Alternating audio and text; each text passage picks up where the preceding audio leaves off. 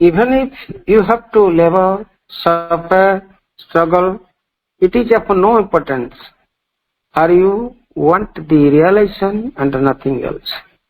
ଏପରିକି ଯଦି ତୁମକୁ ଜୀବନରେ ପରିଶ୍ରମ କରିବାକୁ ପଡୁଛି, ଯନ୍ତ୍ରଣା ସହିବାକୁ ପଡୁଛି, ସଂଘର୍ଷ କରିବାକୁ ପଡୁଛି, ଏହାର କୌଣସି ଗୁରୁତ୍ୱ ନାହିଁ, କାରଣ ତୁମେ ସେହି ଉପଲବ୍ଧିକୁ ଚାହୁଁଛ, ଆଉ କିଛିକୁ ନୁହେଁ।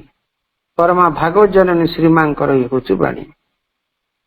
You must remain and grow always more and more deeply quiet and still, both in yourself and in your attitude to the world around you.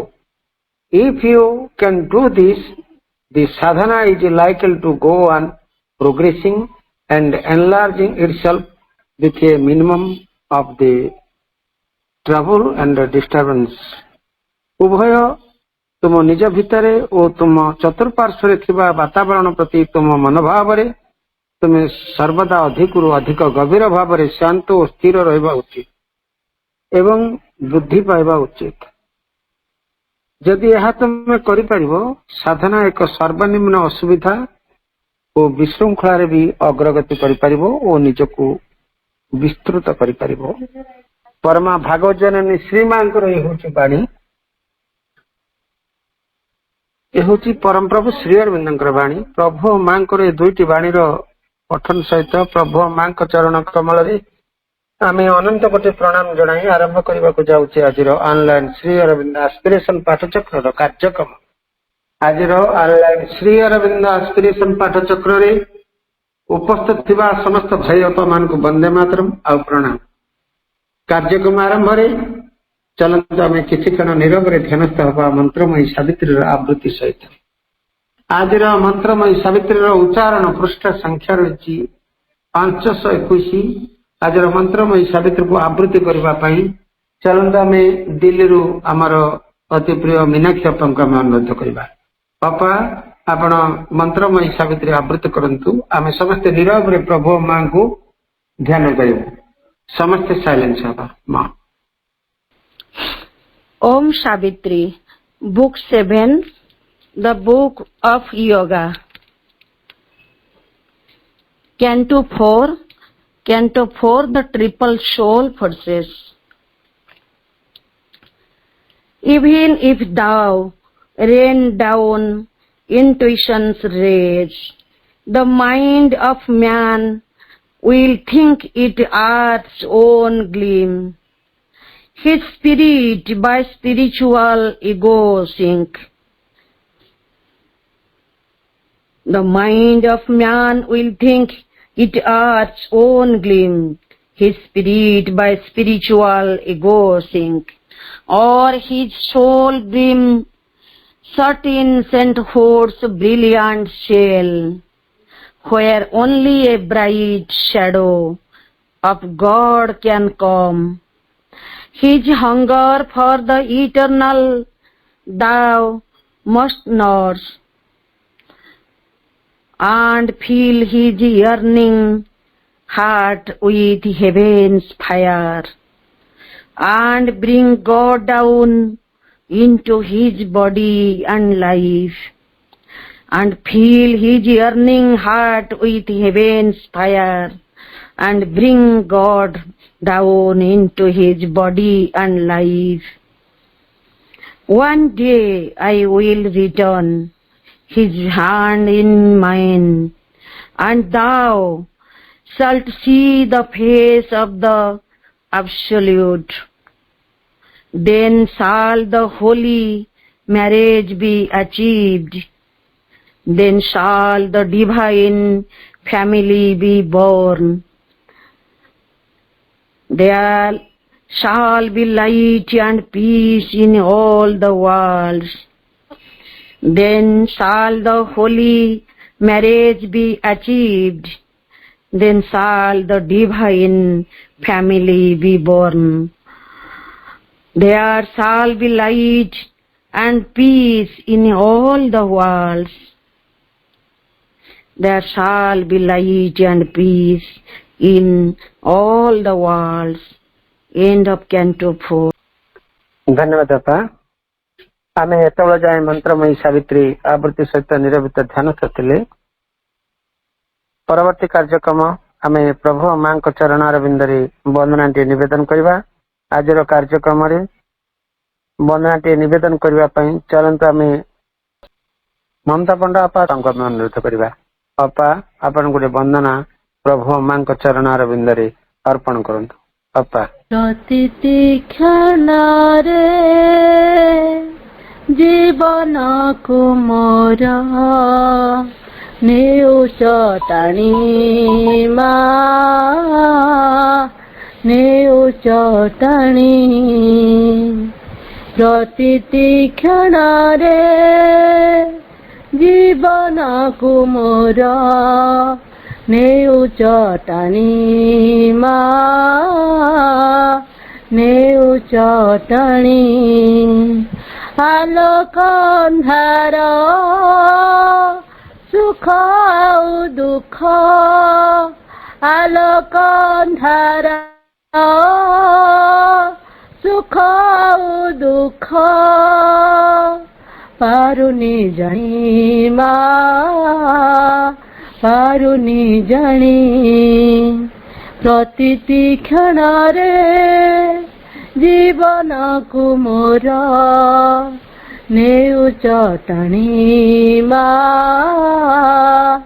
नेउस टाणी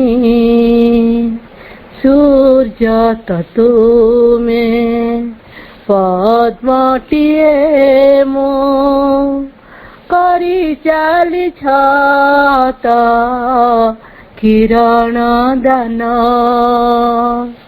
केबे पचारिनी फुटिबा पाई कि केते लोड़ मोर आलोक दान सूर्य तुमे पद्मटिए मो करी चाली छत किरण दान केबे पचारिनी फुटिबा पाई कि केते लोड़ मोर आलोक दान आलोक अंधार सुख दुख आलोक अंधार सुख दुख पारुनी जानी पारुनी जानी प्रतिति क्षणरे जीवन को मोर नेउस टाणी नेउस टाणी अंतर आखिरे निरेखी देखिले सफिए लगंती केते निजर हेले जाना जाए भिन्नता के बल बाहर रतुल कारबार अंतर आखिरे निरेखी देखिले सफिए लगंती केते निजर हेले जाना जाए भिन्नता के बल बाहर रतुल कारबार अपना पनिया नहीं संसार अपना पनिया नहीं संसार सबु चलनी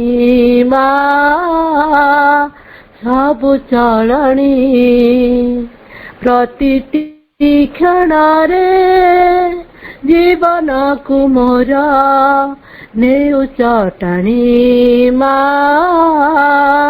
नेउस टाणी ଆଲୋକ ଅନ୍ଧାର ସୁଖ ଆଉ ଦୁଃଖ ଆଲୋକ ଅନ୍ଧାର ସୁଖ ଆଉ ଦୁଃଖ ପାରୁନି ଜାଣି ମା ପାରୁନି ଜାଣି ପ୍ରତିଟି କ୍ଷଣରେ ଜୀବନକୁ ମୋର ନେଉଛ ଟାଣି ମା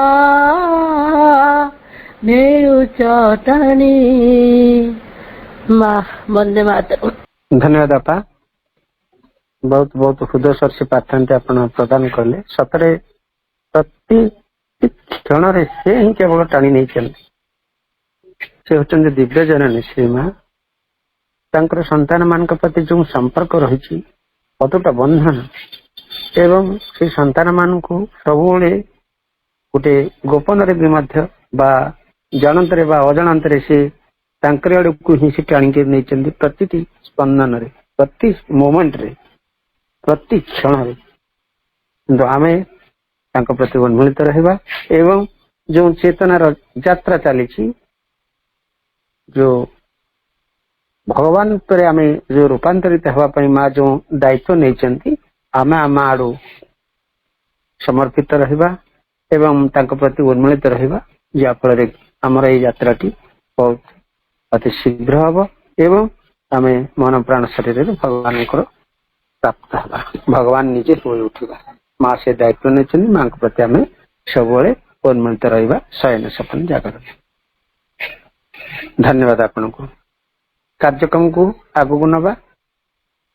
ଆମର ସୁନନ୍ଦା ଆପା ତ ଆଜି ବନ୍ଦନାଟି ନେଟ୍ ପ୍ରୋବ୍ଲେମ ଯୋଉ ଗାଇ ପାରିନାହାନ୍ତି। ଅପାଙ୍କୁ ମୁଁ ଅନୁରୋଧ କରିବି ଭବିଷ୍ୟ ଭାଇଙ୍କର ବର୍ତ୍ତମାନ କ୍ଲାସ ଆରମ୍ଭ ହବ। ଶେଷରେ ବନ୍ଦନାଟି ରଖିବା।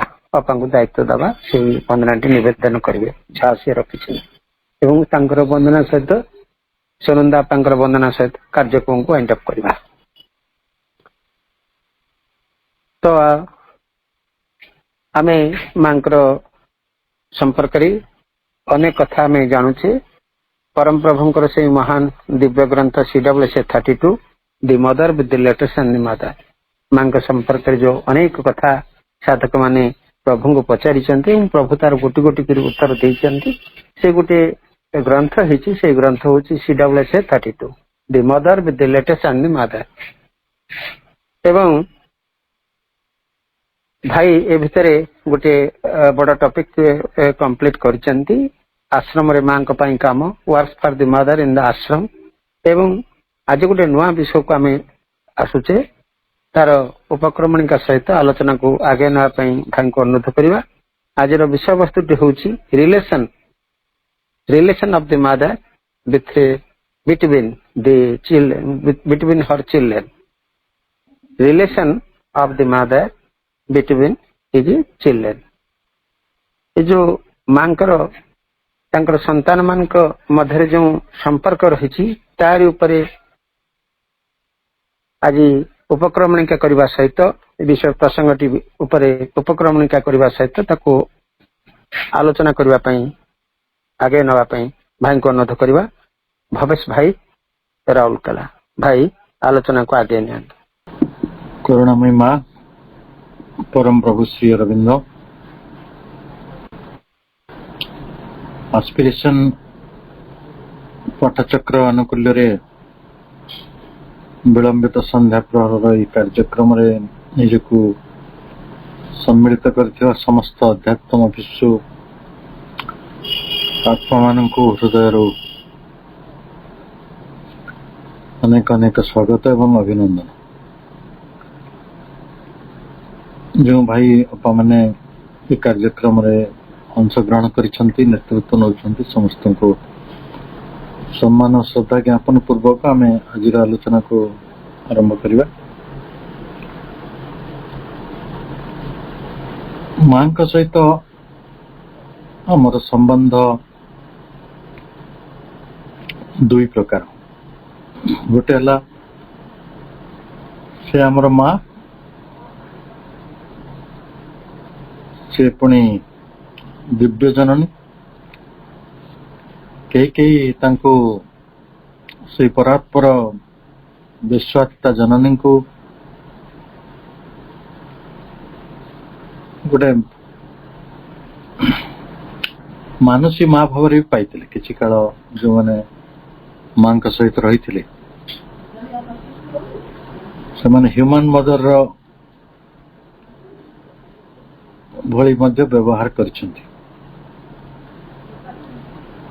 आउ सहजरे से आमर गुरु तेणु से आमर गुरु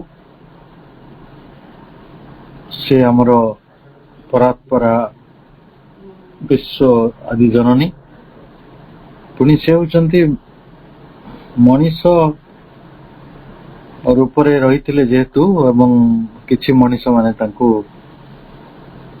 ह्यूमन मदर भाव भी पाई ये हूँ आमर relation Shri Arvind human mother relationship टा को कहते एक्सटेंशन ऑफ द रिलेशन जेहेतु मनीष पिला दले तांको पाइचंती जदिओ से परात्परा आदि जननी आदि शक्ति आमको जो कौन ज्ञान हम आमको ज्ञान हम से आमरी भली मनीष तेणु आम मनीष सहित जो व्यवहार करूँ सहित आम से व्यवहार करूँ करूँ गत अध्याय आम सब जहाँ पढ़ुले लोके अनेक प्रकार अभिमान भितर को जाऊले रिवोल्ट भितर को जाऊले एंगर भितर को जाऊले माँ को कहते से आमको भूल बुझुंट से आमको जानी पारना ये अभियोग मान भी आसूला एवं ये जो रिलेशनशिप को प्रभु तांको दिव्य दृष्टि रे बुझिछंती एवं ताको पुणी शब्दायित करिछंती साहित्यिक रखिछंती आम पई जे तांको सहित तांकर संतान मानकर ये जो अपूर्व संबंध रही ताको आमे केमिति बुझी परिबा। प्रथम प्रश्न थिला what is our true relation with the mother the relation of the mother and her child खाली माँ और संतान मान भीतर जो संबंध था से संबंध प्रकृत रे सत संबंध कौन what is the true relation तेणु प्रभु कहते गोटे माँ सहित गोटे पिलार संबंध सब बेले एंटायर टोटाल पूर्णांग गोटे माँ सहित आमर सब प्रकार संबंध रही है गोटे टोटाल रिलेशनशिप टोटाल पैकेज एथिरे रही है आंतरिकता सिंपल सिंसियरिटी रही है सिंपल ट्रस्ट अति सरल विश्वास लव भल पाइबा एवं डिपेंडेंस गोटे संतान तार माँ प्रति सबु विषय निर्भर करिथाए यही कथा ही रही है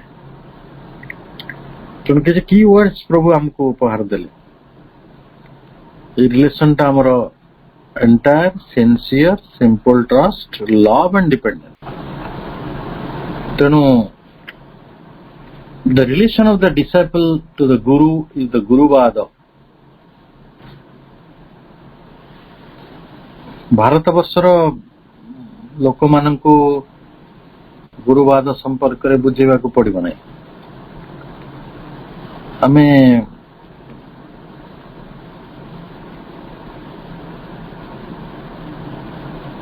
गुरुवादर जो गुरुत्व रही तात्पर्य रही आम बुझीछु यूजुअली कौन हुए is supposed always to be that of worship respect complete happy confidence unquestioning acceptance of the guidance गुरुवाद हला पूजा रही सम्मान रही पूर्ण खुशीर सहित विश्वास रही और जो मार्गदर्शन टी को बिना प्रश्न रे वा निर्द्वंद रे मानि नबार कथा रही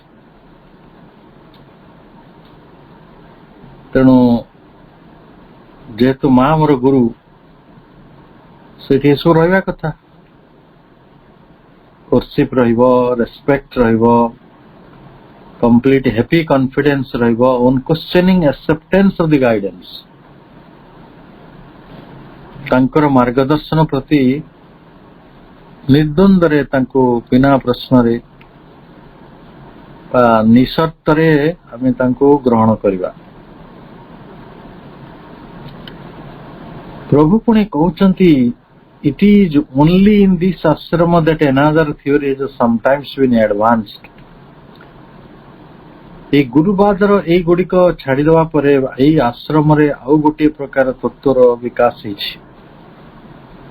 reached its height as a result of the misapplication.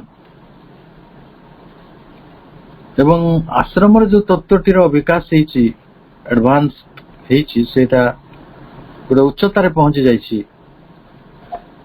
ଏଇଥିପାଇଁ ପହଞ୍ଚିଛି ଯେ ନାଇଁ ଆମେ ତାର ଦୁରୁପଯୋଗ କରିଛୁ, ମିସ୍ ଆପ୍ଲିକେସନ ହେଇଛି, ଆପ୍ଲିକେସନଟି ଯଥାର୍ଥ ଭାବରେ ହେଇନାହିଁ। ପଣ୍ଡିଚେରୀ ଆଶ୍ରମ ପୃଥିବୀର ଅନନ୍ୟ ଆଶ୍ରମ ଭିତରେ ଅନ୍ୟତମ। ସେଇଠି ବି ମିସ୍ ଆପ୍ଲିକେସନ ରହିଛି ବୋଲି ପ୍ରଭୁ କହୁଛନ୍ତି।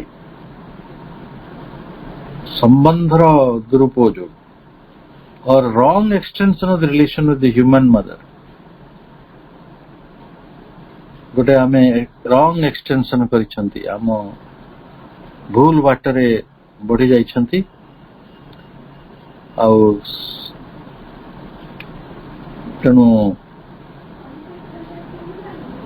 which is itself rightly understood was not to be discouraged as a fetch.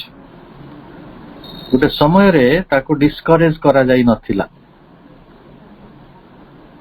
ଯେହେତୁ ଏଟା ଗୋଟେ ଏକ୍ସଟେନସନ ଅଫ ରଙ୍ଗ ଏକ୍ସଟେନସନ ଯଦିଓ ଥିଲା, ତାକୁ ଯଥାର୍ଥ ଭାବରେ ବୁଝା ଯାଇଥିଲା। ତା ପଛରେ ଥିବା ପ୍ରେରଣା, ତା ପଛରେ ଥିବା ଉଦ୍ଦେଶ୍ୟ ଏଗୁଡ଼ିକୁ ବୁଝା ହେଇଥିଲା। ତେଣୁ ତାକୁ କେହି ତାକୁ ଡିସ୍କରେଜ କରିନାହାନ୍ତି। ଯେତେବେଳେ ସେଟା କେତେବେଳେ ହେଇଥିବ, ଯେତେବେଳେ ମା ସ୍ୱଦେହରେ ରହିଥିଲେ ଏବଂ ତାଙ୍କୁ ଅନ୍ୟମାନେ ହ୍ୟୁମାନ ମଦର ଭାବରେ ଆକ୍ସେପ୍ଟ କରିଥିଲେ। ଏତେ ହ୍ୟୁମାନ ମଦର ଆକ୍ସେପ୍ଟାନ୍ସ ଥିଲା, କିଏ ଯାଇକି ମାଙ୍କ ପାଦ ପାଖରେ ଶୋଉଥିଲା, କିଏ ଯାଇକି ତାଙ୍କ କୋଳରେ ଶୋଇ ପଡୁଥିଲା, କିଏ ଯାଇକି ତାଙ୍କୁ ଜାବୁଡି ଧରୁଥିଲା।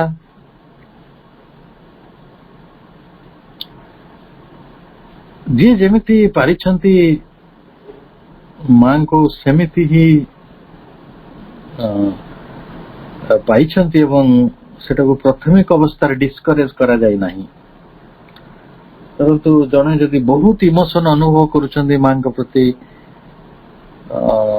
ତାହେଲେ ବି ସେ ଇମୋସନ ଗୁଡ଼ିକୁ ଏଲାଉ କରାଯାଇଥିଲା ପ୍ରାଥମିକ ଅବସ୍ଥାରେ। ଆମେ ଅନେକ ଲେଖା ସବୁ ପଢୁଛୁ ବିଭିନ୍ନ ସାଧିକାଙ୍କର ସେଇ ସମୟରେ, ଯୋଉମାନେ ମାଙ୍କ ସହିତ ଠିକ ଆଟାଚ ଥିଲେ। ସେଥିରେ ସବୁ କଣ ରହିଥିଲା? ମଣିଷ ସହିତ ଯୋଉ ସମ୍ବନ୍ଧରେ ଯୋଉ ଗଡବଡି ସବୁ ଥାଏ, and also of certain other misunderstood notions, ସେ ଭୁଲ ବୁଝାମଣା ଉପରେ ପର୍ଯ୍ୟବେସିତ କିଛି ତତ୍ତ୍ୱ ବି ରହିଥିଲା। ନଟ୍ ଓନ୍ଲି ଅଭିମାନ, ଖାଲି ଅଭିମାନ ନୁହେଁ। ଯଦି ମା କାହାକୁ ଦେଖିକି ହସୁ ନଥିଲେ ବି ପିଲାମାନେ ଅବଜେକ୍ସନ କରିଦଉଥିଲେ। ଅତି ସାନ ସାନ ପିଲାମାନେ ବି ରହୁଥିଲେ, 3 ବର୍ଷର 4 ବର୍ଷର ପିଲା, ସେମାନେ ମାଙ୍କୁ କିଛି ବି ପ୍ରଶ୍ନ କରୁଥିଲେ, ତାଙ୍କ ହାତ ଧରି ଟାଣୁଥିଲେ, ତାଙ୍କ ସାଙ୍ଗରେ ଖେଳୁଥିଲେ, ତାଙ୍କ ସାଙ୍ଗେ ଖାଇବେ ବୋଲି ଜିଦ୍ କରୁଥିଲେ। ତେଣୁ ଅଭିମାନ ବି ରହିଥିଲା ମଣିଷ ପାଖରେ ଯାହା ହୁଏ, ବଟ୍ ଇଗୋଇଷ୍ଟିକ ଅନ୍ ସ୍ପିରିଚୁଆଲ ଡିମାଣ୍ଡ, ଯୋଉ ଗୁଡ଼ିକ ଦିବ୍ୟ ଜନନୀଙ୍କ ସହିତ ଯୋଉ ବ୍ୟବହାର ହବା କଥା ସେଇଟା ହେଇନାହିଁ। ଅନେକ ସମୟରେ ଆମେ ଆମର ଜିଦ୍ ଗୁଡ଼ିକୁ ସାଧକ ମାନେ ଇଗୋଇଷ୍ଟିକ, ଅତି ଅହଙ୍କାରୀ ମନ ନେଇକି ଅନେକ ଅଣ ଆଧ୍ୟାତ୍ମିକ ଦାବି ଗୁଡ଼ିକ ବି କରିଛନ୍ତି। ଏସବୁ ବହୁତ ଚିଠି ମିଳୁଛି। ଧରନ୍ତୁ ସେ ଜଣେ ପ୍ରସ୍ପରିଟିରେ କିଛି ଗୋଟେ ଲେଖିଥିବେ, ଆଉ ସେଇଟା ମିଳିନଥିବ, ସେ ଜଣେ ମାଙ୍କ ଉପରେ ଆଗି ଜଣେ ଚିଠି ଦେଇଦେବ।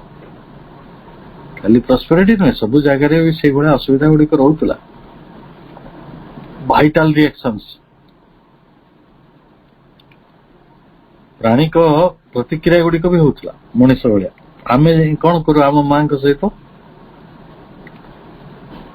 आम माँ सहित ये संबंध रखी था आमर जो लौकिक माँ आम परिवार रही सहित आमर अभिमान रही इगोइस्टिक अनस्पिरिचुअल डिमांड रही हॉस्टाइल क्रिटिसिज्म अच्छी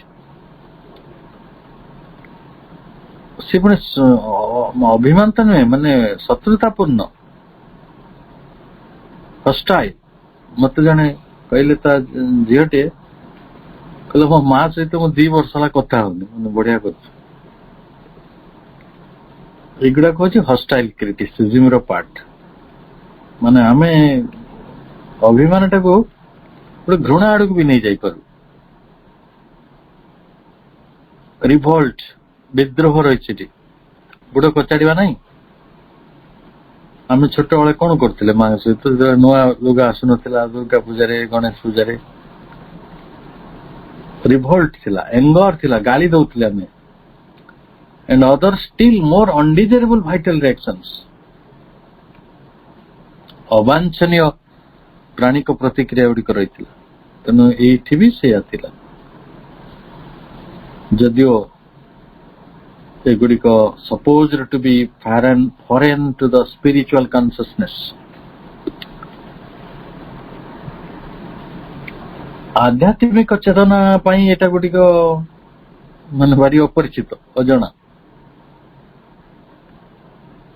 किंतु मनीष आध्यात्मिक चेतन कौन सब रही पारे साधारण चेतन रही पारे तेणु साधारण चेतन ये मिसअंडरस्टूड नोशंस रही अभिमान अहंकारगत दाबी शत्रुतापूर्ण समालोचना रिवोल्ट विद्रोह क्रोध अवांछनीय प्रतिक्रिया गुड़िक अवांछनीय प्रतिक्रिया तो आमर जन्मगत अधिकार जे जहा पर पारिला से ताकू गाली दे परियो सेटा माँ पुओ ही थाउ भाई भौणी ही थाउ भौणी भौणी ही थाउ बाप झील ही थाउ बाप पुओ ही थाउ आम देश रे आम चलनी रे आम जीवन रे ये कथा गुड़िक भारी सत आम या भी कहू जे अभिमान जदि नहीं जदि दाबी नहीं जदि से कौट आसो सिंसियर रिलेशंस तेणु जी जो अभिमान रही से आंतरिक संबंध रही आम गोटे इनफरेन्स ड्र कर दो कनक्लूजन टाणी दो एगुड़िक आम अपरिपूर्ण ज्ञानर गोटे परिणति घर मु बाहरी जावा परे मो माँ सहित गाँव रे घरे मु जो प्रकार व्यवहार करुली दिव्य जननी देखा भी मो व्यवहार से ही करी ना मु कौटू जानी सी केवल परात्पर जाननी से केवल विश्वासिता मत तो माँ भाई दिशुची तेणु मु रागी जीवी अभिमान करी गोड़ कचाड़ी एवं have been put forward by some किछि लोक ये भली व्यवहार करथिले admitted by many in practice एवं अनेक लोक ये कथाटी को मध्य स्वीकार करथिले as a part of yoga. I do not see how much a method can lead to any good results in the spiritual life. तेणु ये जो मेथड रो प्रयोग होता माँ सहित संबंधटा को आम अति भाव मानविक कर पकईले मानविक क्रिया प्रतिक्रिया गोटे भूमि होता केते दूर आम आध्यात्मिक जीवन गोटे श्रेष्ठ परिणति बा रिजल्ट आनिबो फलाफल ए विषय प्रभु प्रश्न उठे यहाँ हूँ 1932 12 जानुआरी ଲେଖା। ତେଣୁ ଯୋଉ ଜାଗାରେ worship, respect, complete happy confidence, unquestioning acceptance of the guidance ରହିବା କଥା, ସେଇ ଜାଗାରେ ଅଭିମାନ ରହିଛି, egoistic unspiritual demand ରହିଛି, hostile criticism ରହିଛି, revolt, anger, undesirable vital reactions, misapplications, extension of the relation with the human mother, ଯୋଉଗୁଡିକ ଡିସ୍କରେଜ କରାଯାଇ ପାରିଥାନ୍ତା କିନ୍ତୁ କରାଯାଇ ନାହିଁ, କାରଣ କିଛି ଲୋକ ସେ କଥା କରିଛନ୍ତି, କିଛି ଲୋକ ତାକୁ ସମର୍ଥନ କରିଛନ୍ତି, ଏବଂ ଏଇଭଳି ଗୋଟେ ପ୍ରାକ୍ଟିସ କୁ ଆମେ କେତେ ଦୂର ଯଥାର୍ଥ ବୋଲି ମନେ କରିପାରିବା। ଠିକ ଅଛି, ସେ ଆମର ମା ଅତି ଅନ୍ତରଙ୍ଗ, ଅତି ନିଜର, କିନ୍ତୁ କିନ୍ତୁର ଗୋଟେ କିନ୍ତୁ ଅଛି ନା, ଆମେ ହ୍ୟୁମାନ ରିଲେସନ ସହିତ କଷ୍ଟମ, ସେଥିପାଇଁ ଏଭଳି ଗୋଟେ କଥା ହେଇଛି। ସେଠୁ ଜଣେ ସାଧକ ଚିଠି ଲେଖିଲେ ସେଇ 1932 ମସିହା ଏପ୍ରିଲ ମାସରେ, ତାର 3 ମାସ ପରେ, ତ 3 ମାସ ପରେ ସେ ଲେଖୁଛନ୍ତି, the connection between myself and mother is always there. ମାଙ୍କ ସହିତ ମୋର ସମ୍ବନ୍ଧ, କନେକ୍ସନ ରହିଛି, ଯୋଗାଯୋଗ ରହିଛି, but my vital is interfering, colouring it and making it impure। ତାମାନେ ଯୋଉମାନେ ଏଇଭଳି anger, revolt, criticism, egoistic demands ସବୁ ଆଣୁଥିଲେ, ତ ସେମାନେ କଣ ଜାଣୁନଥିବେ ଯେ କିଏ ତାଙ୍କ ଭିତରେ ଏଟା ଇଣ୍ଟରଫିୟରିଂ କରୁଛି, vital ଇଣ୍ଟରଫିୟରିଂ, colouring and making it impure। ଯୋଉଟାକୁ ଆମେ ପ୍ରଜ୍ଞା ଚକ୍ଷୁରେ ଦେଖିବା କଥା, ଚେତନାର ଦୃଷ୍ଟିରେ ଦେଖିବା କଥା, ତାକୁ ଯଦି ଏଇ ମନର ଦୃଷ୍ଟିରେ ଦେଖିବା ତାହେଲେ ତ ଆମ ଦେଖିବା ବହୁତ ଭୁଲ ହେଇଯିବ, ଏବଂ ସେଥିପାଇଁ ଏଇଟାକୁ କହିବା କଲରିଂ।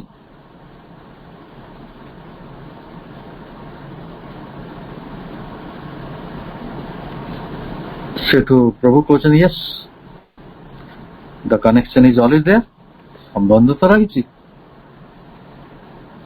କୋଉଠି ରହିଛି? In the self and in the psychic, ଆତ୍ମାରେ ରହିଛି, ଚୈତନ୍ୟରେ, ଚୈତ୍ୟରେ ରହିଛି ଏ ସମ୍ବନ୍ଧ, ପ୍ରକୃତରେ ରହିଛି। ଆମେ କାହାରି ପ୍ରତି ଅତି ଅନ୍ତରଙ୍ଗ ଗୋଟେ ଅନୁଭବ କରୁ।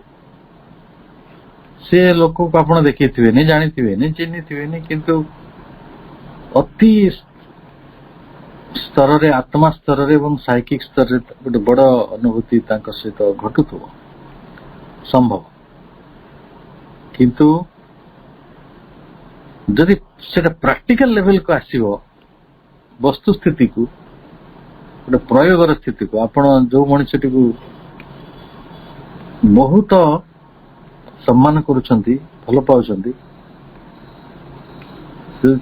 ତା ସାଙ୍ଗରେ କେବେ ରହିବେ ମାସେ 2 ମାସ,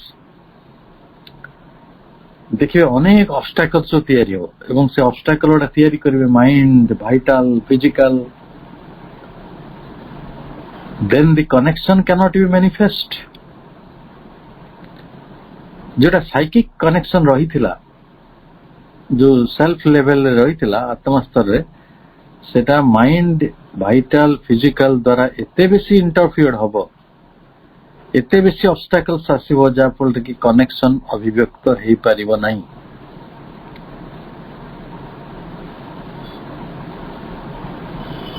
ଓଡ଼ିଶାର ଜଣେ ବିଶିଷ୍ଟ କବି ଗଙ୍ଗାଧରଙ୍କ ପାଖକୁ ସେଇ ସମୟର ଆଉ ଜଣେ ବିଶିଷ୍ଟ କବି ନନ୍ଦକିଶୋର ବଳ ଗୋଟେ ଚିଠି ଲେଖିଥିଲେ।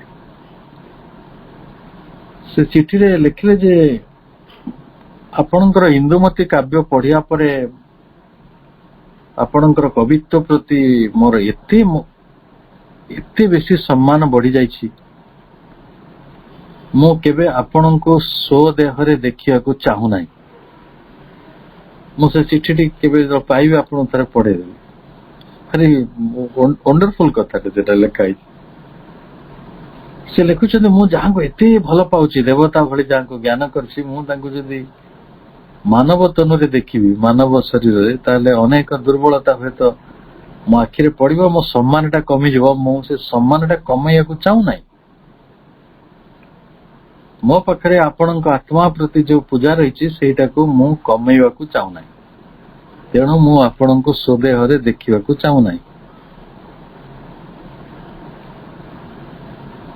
ତ ସେଇଭଳି କାହିଁକି ନା ସେ ଜାଣୁଥିଲେ ଆମ ମାଇଣ୍ଡ, ଭାଇଟାଲ, ଫିଜିକାଲ, ଆମେ ତ ନିକଟତର ହବା। ଯେମିତି ଦେଖନ୍ତୁ, ଆମେ ନିଶ୍ଚୟ ମାଙ୍କ ସହିତ କୋଉ ଜନ୍ମରେ ରହିଥିବା, ତାଙ୍କ ସାଙ୍ଗରେ ତ ନିଶ୍ଚୟ ରହିଛନ୍ତି। ଗୋଟେ ଜନ୍ମ କାହିଁକି, ଅନେକ ଜନ୍ମରେ ରହିଛନ୍ତି। ହୁଏତ ଆମେ ଯୋଉଠି ଏଇ ଯୋଉ 32 ମସିହାର କଥାକୁ ଆଲୋଚନା କରୁଛୁ, ଶ୍ରୀମା ମୀରା ଆଲଫାସା, ସେଇ ରୂପରେ ହୁଏତ ଆମେ ମାଙ୍କୁ ଦେଖିଥିବା ବା ନ ଦେଖିଥିବା। ଦେଖିଥିଲେ ବି ଆମେ ଭୁଲି ଯାଇଛେ, ନ ଦେଖିଥିଲେ କଣ କରିଥିବା ତା ବି ଆମର ମନେ ନାହିଁ। ହେଲେ ଆମେ ଯୋଉମାନେ ତାଙ୍କୁ ସୂକ୍ଷ୍ମ ଭାବରେ ଅବର୍ତ୍ତମାନରେ ପାଉଛନ୍ତି, ତାଙ୍କୁ ଆମେ ଟିକେ ଟିକେ ବୁଝି ହେଲେ ପାରୁଛେ, ଚେଷ୍ଟା କରୁଛେ ମା ବହି ପଢିକି, ଯେ ମା କିଏ, ମା କଣ, ମା କାହିଁକି। ହେଲେ ଏଠି ଅଭିମାନ ଆସୁଥାଇପାରେ କାରି କାରି ପାଖରେ, କିନ୍ତୁ ରିଭୋଲ୍ଟ, ଏଙ୍ଗର, ଅନଡିଜାରେବଲ ଭାଇଟାଲ ରିଆକ୍ସନ ଗୁଡିକ ତ ହବନି। ଆମେ ତ ମାଙ୍କୁ ଗାଳି ଦଉଥିବା କି କେଜାଣି, ମୁଁ ଜାଣିନି। ହଁ, ମୁଁ ଛୋଟ ଯେତେବେଳେ ଥିଲି କେବେ କେବେ ମାଙ୍କର ଅଭିମାନ କରିଥିଲି, ଗାଳି ଦେଇଥିଲି। ଅନ୍ତତଃ ଟିକେ ଚେତନାର ବିସ୍ତୃତି ହେଲେ ସେଇ ଇମ୍ପରଫେକ୍ସନ ଟା ରହିବ ନାହିଁ। କିନ୍ତୁ ବହୁତ ସମୟରେ ମାଙ୍କୁ ଗାଳି ମନ୍ଦ କରିବା ବି ହେଇଯାଏ ଆମ ପିଲାଳିଆ ସ୍ୱଭାବରେ। If it is at all manifest, ଯଦି ବି ସେଭଳି ଗୋଟେ ସମ୍ବନ୍ଧ ଆମ ଭିତରେ ପ୍ରକାଶିତ ହେଲା, ସେଥିରେ କଣ ହବ ନା, ସେଟା it is mixed with elements which make it imperfect and unstable. এই ରିଲେସନ ଟା ମିକ୍ସଡ ହବ, କାରଣ ସେଥିରେ ମଣିଷତାଟା କୋଉଠୁ ଆସିବ, ମାଇଣ୍ଡ ରୁ, ଭାଇଟାଲ ରୁ, ଫିଜିକାଲ ରୁ। ସେ ଆସିକି ତାକୁ ମିକ୍ସଡ କରିଦବ, ଇମ୍ପରଫେକ୍ଟ କରିଦବ, ଅନଷ୍ଟେବଲ କରିଦବ, ଅପୂର୍ଣ୍ଣ ବି, ଆଉ ମାନେ ଅନଷ୍ଟେବଲ ମାନେ କଣ, ଥରହର, କମ୍ପିତ। ଷ୍ଟେବଲ ନୁହେଁ, ସ୍ଥିର ନୁହେଁ, ଅସ୍ଥିର, ଆଜି ଅଛି କାଲି ନାହିଁ। କାହିଁକି ନା ଆପଣ ନିଜ ମାଙ୍କ କଥା ଭାବନ୍ତୁ, ନିଜ ମାଙ୍କ ସହିତ ଯୋଉ ସମ୍ବନ୍ଧଟା ଆମେ ରଖୁ, ଏକଦମ ଦିଆନିଆର ସମ୍ବନ୍ଧ।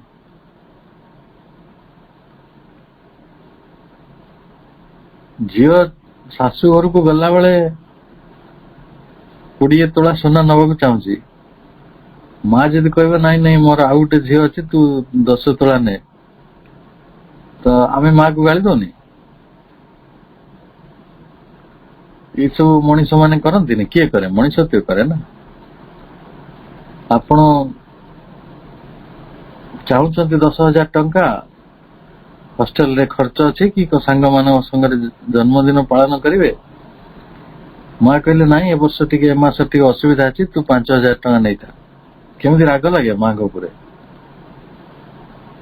ତ ସେଇ ଯୋଉ ମଣିଷିଆ ସମ୍ପର୍କଟା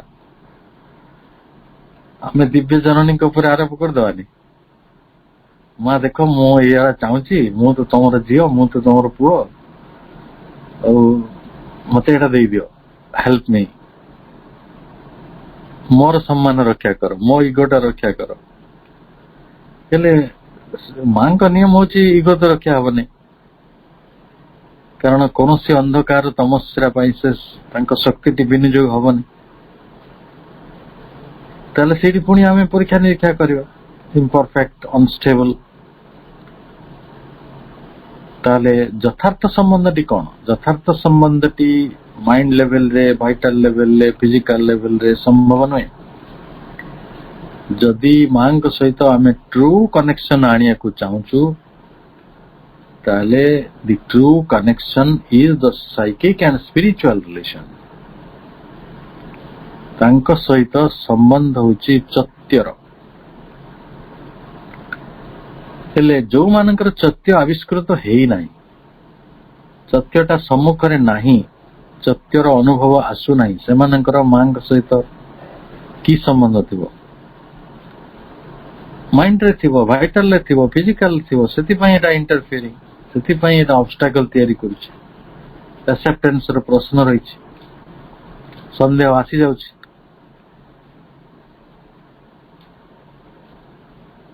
अनस्पिरिचुअल डिमांड गुडी आसी जाउछि। तेणु एठी जो आध्यात्मिक संबंध बा चैत्य संबंध सेटा घटी जाउछि मनीष स्तर रे, मन प्राण शरीर स्तर रे, एवं जा फल रे आमे एई भली जेमिति सब जाय कि आमे ठाकुर मंदिर मनीषिक करू, जेमिति मंदिर को दौड़ थाउ मागिया, सेई भलिया मां को पाखु भी जाउछु मागिया।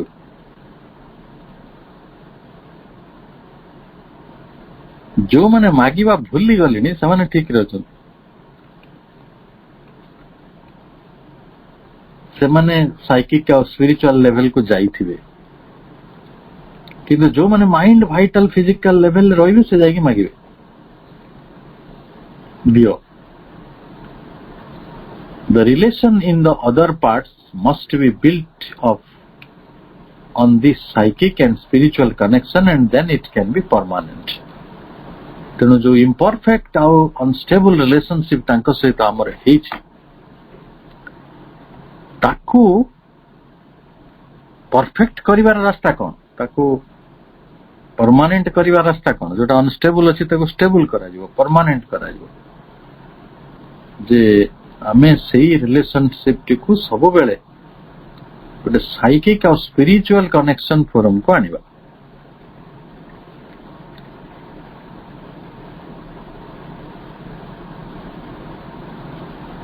एवं एठी जने साधकंकर प्रश्नर उत्तर रे प्रभु कहउछंती आउ गोटे चिठी, one rule for you I can lay down. गोटे नियम मु तम पई निष्पत्ति नहीं पारे बा देई पारे। Do not do say or think anything which you want to conceal from the mother.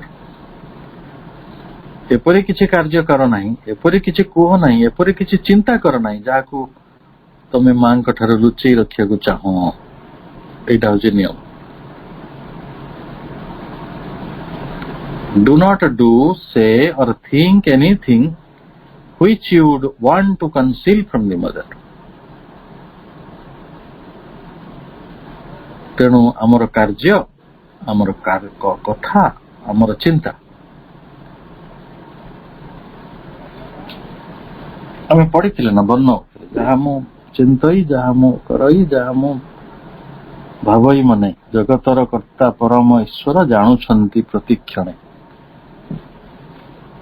तो ये तो से माता से तो सब जानी पारे, आम कनसिल कौन करिया माने आमे तांको ठारू अनुमति न नै कि बहुत कथा करिया को चेष्टा करछु।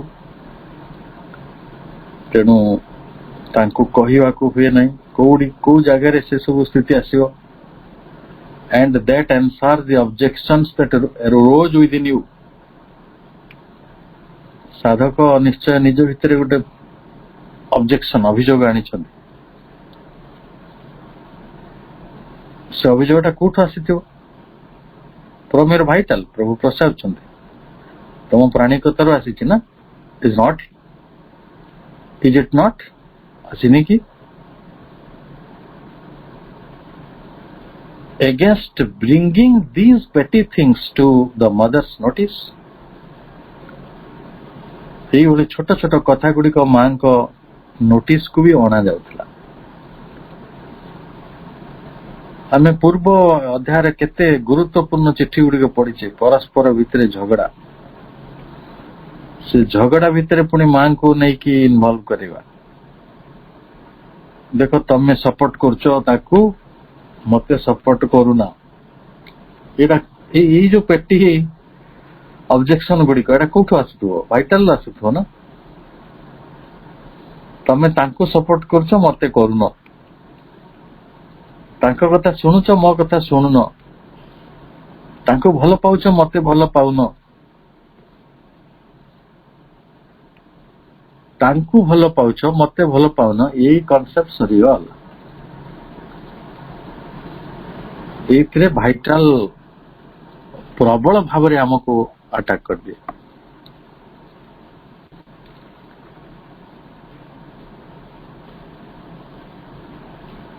Why should you think that the mother would be bothered by these things or regard them as petty? ମାଙ୍କର ଏଇ ଛୋଟ ଛୋଟ କଥାରେ ଯିଏ ବିଶ୍ୱ ଜନନୀ, ବିଶ୍ୱ ଚେତନାରେ ରୁହନ୍ତି, ତାଙ୍କୁ ବ୍ୟକ୍ତି ଚେତନାରେ ଧରିକି ହଇରାଣ ହରକତ କରିବା, ଆଉ ଏଇ ଯୋଉ ଛୋଟ ଛୋଟ କଥା ଗୁଡିକ ରେ ମା ବ୍ୟସ୍ତ ଅଛନ୍ତି ବୋଲି ଆମେ ତାକୁ କ୍ଲେମ କରିବା, ଜିଦ୍ କରିବା ଯେ ହଁ ମା ଏଇ ଛୋଟ ଛୋଟ କଥା ଗୁଡିକ ବି ତାଙ୍କ ଜାଣିବାରେ ହଉଛି।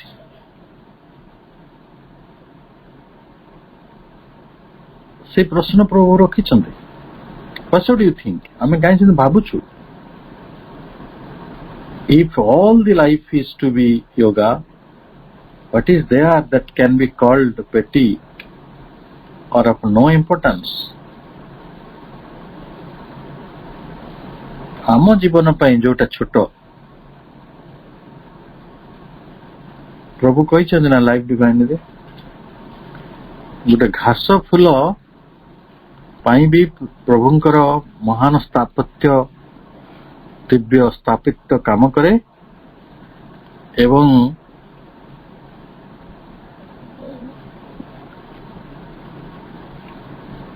ଗୋଟେ ଉଇ ହୁଙ୍କାକୁ ଗଢିବାକୁ ପ୍ରଭୁ ଯେତିକି ପରିଶ୍ରମ କରନ୍ତି, ନିଷ୍ଠା ଦେଖାନ୍ତି, ଆନ୍ତରିକତା ଦେଖାନ୍ତି, ଗୋଟେ ସୋଲାର ସିଷ୍ଟମ, ଗୋଟେ ସୌରମଣ୍ଡଳ ଗଢିବାରେ ବି ସେ ସେତିକି ସ୍ନେହ ଦେଖାନ୍ତି।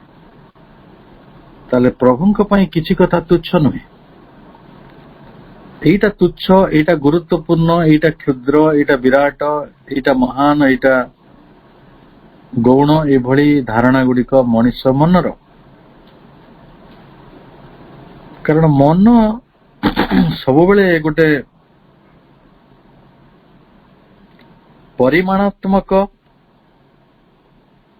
ଆକାରଗତ ଆଟାଚମେଣ୍ଟ ଭିତରେ ଥାଏ। ଯଦି ଏଟା ହିମାଳୟ ତାହେଲେ ଏଟା ବଡ ଭଲ, ଏ ଯଦି ମହାସମୁଦ୍ର ତାହେଲେ ଭଲ।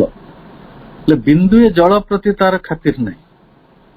ସିନ୍ଧୁକୁ ସେ ଯେତିକି ସମ୍ମାନ କରେ, ବିନ୍ଦୁକୁ କରେ ନା। ଆଧ୍ୟାତ୍ମିକ ଜଗତର ସତ୍ୟ ଗୁଡିକ ଅଲଗା।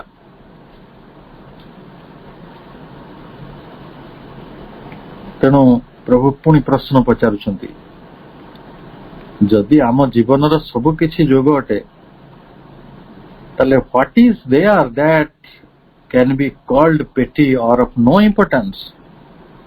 କୋଉ ଗୁଡିକ ଆମେ କ୍ଷୁଦ୍ର କହିପାରିବା ଏବଂ ଯାହାର ଗୁରୁତ୍ୱ ନାହିଁ? ଏଇ ଜଗତର ସବୁ ତ ଅଣୁ ପରମାଣୁରେ ତିଆରି। ଏପରିକି ଗୋଟେ କିଚଡ଼ ଆମେ ଯାହାକୁ କହୁଛୁ ମଇଳା, ତାର ଭିତରେ ବି ପଦ୍ମ ଫୁଟିବାର ସମ୍ଭାବନା ରହିଛି। Even if the mother doesn't answer to have brought any matter of your action and self-development before her in the right spirit means to have put it under her protection in the light of truth, under the rays of the power that is working for the transformation. For immediately those rays begin to play and to act on the thing brought to her notice. ତେଣୁ ମା ଉତ୍ତର ଦିଅନ୍ତି ନାହିଁ, ନିରବ ରୁହନ୍ତି, ନିରୁତ୍ତର ରୁହନ୍ତି। ତାର ଅର୍ଥ ନୁହେଁ ଯେ ସେ ଆମକୁ ଇଗ୍ନୋର କରିଛନ୍ତି, ଆମକୁ କ୍ଷୁଦ୍ର ମନେ କରିଛନ୍ତି, ଗୁରୁତ୍ୱହୀନ ମନେ କରିଛନ୍ତି। ହୁଏତ ତମର ସେ କଥାଟାକୁ ସେ ନେଇକି ସତ୍ୟର ଆଲୋକର ପ୍ରୋଟେକ୍ସନ ଭିତରେ ରଖିଥାଇ ପାରନ୍ତି।